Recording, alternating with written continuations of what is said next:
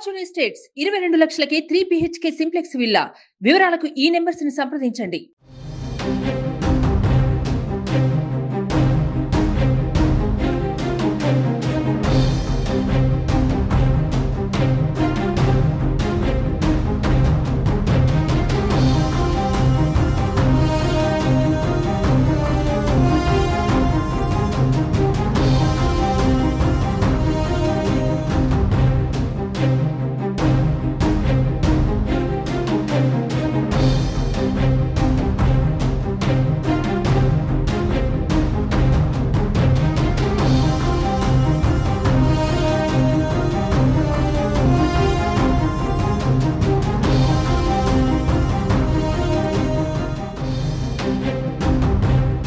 Pithapuram assembly అభ్యర్థిగా జనసేన అధ్యక్షుడు Pawan Kalyan nomination దాఖలు చేశారు. పిఠాపురంలో భారీ ర్యాలీగా వెళ్లి నామినేషన్ వేశారు.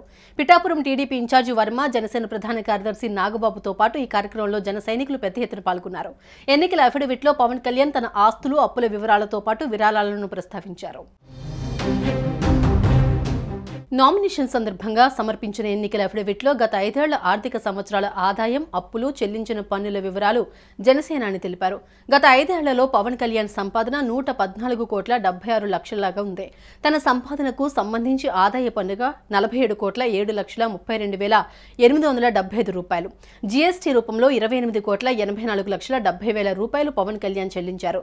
ఎన్నికల అఫిడవిట్లో పవన్ కళ్యాణ్ తన అప్పుల గురించి వెల్లడించారు. పవన్ కళ్యాణ్ కు ఓవరాల్ గా అప్పులు 64,26,84,453 రూపాయలున్నాయి. ఇందులో వివిధ బ్యాంకుల నుంచి 17,56,84,453 రూపాయలు అప్పుగా తీసుకున్నారు. వ్యక్తుల నుంచి పవన్ కళ్యాణ్ తీసుకున్న అప్పులు 46,70,000 రూపాయలు. పవన్ కళ్యాణ్ వివిధ సంస్థలకు జనసేన పార్టీ చేపట్టే సేవా కార్యక్రమాలు, పార్టీ కార్యక్రమాల నిమిత్తం విరాళాలు అందించారు.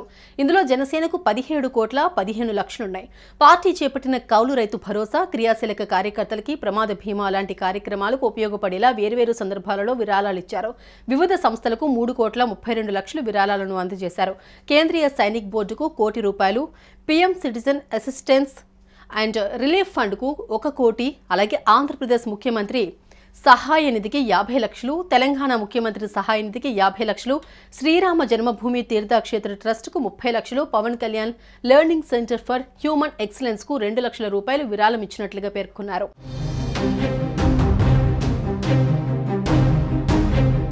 సుమన్ టీవీలో మీ పర్సనల్ అండ్ బిజినెస్ ప్రమోషన్స్ కోసం కింది నెంబర్కి కాంటాక్ట్ చేయండి.